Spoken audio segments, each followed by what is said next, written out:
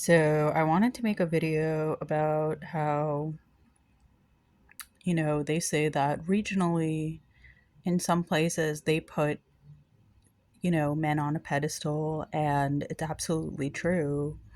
To give you an example of how boys and men are put on a pedestal in this country to this day, um, they talk about how, you know, they care about how many men you've slept with. But the reality is that the first guy I dated, they put guys in basketball like just as a, side, information putting in there. So it makes it really difficult to find, I guess, like sort of the right guys that fit me because they're immediately put into like the athlete section of everything. And so it's just really hard to kind of like access regular people of that size because they're not really considered regular people. But okay, let's talk about how I dated the first guy that I dated. He basically raped me in a basement and comes from an extremely rich family.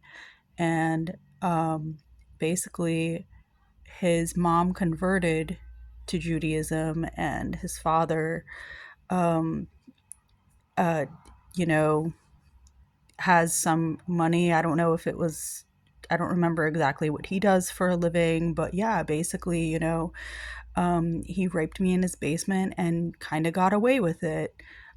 Huge military brat type of dude, always talked about joining the army.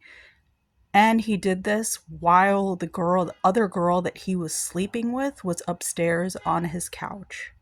So I was pretty quiet about that for way over a decade now. And then, the second guy I dated, he wasn't from the same high school as me. He was from a high school down the block. He was from a private school. And that guy put a gun to my head. He put his dad's gun that his dad gave him to my head and told me to get back in his car because he wasn't ready to drive me home. Okay, so when we talk about how they put guys on a pedestal, yes, it's a very real thing, and um, just be careful out there. I was walking down 37th Street or something like that in Midtown Manhattan, and some random dude just started punching me and pushing me and kicking me out of nowhere. This was back in like 20, I don't know, 2017. I don't even remember when it was because it was like pre-COVID. But yeah, it's a very real thing. You have to be careful, ladies, because we don't live in a structured enough world for you to be protected unless you're from a family where your parents are still together and they always have your back. Coming from, single parents that weren't really ever there for each other, I was vulnerable to that kind of treatment from men because they know that I don't have support. And so they think that they can immediately get away with it. And let me tell you, get away with it, they do. They get away with it, they do. Especially when they have resources, religious resources that protect them. Okay, so just ladies, be careful. It's a really harsh world out there. Guys will do it without thinking about your dignity. They don't care about your dignity. They don't care about your pleasure most of the time.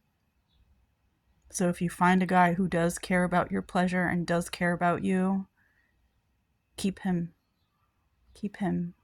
Because you only learn later on that that's probably going to be the only guy that will actually, sort of care about you.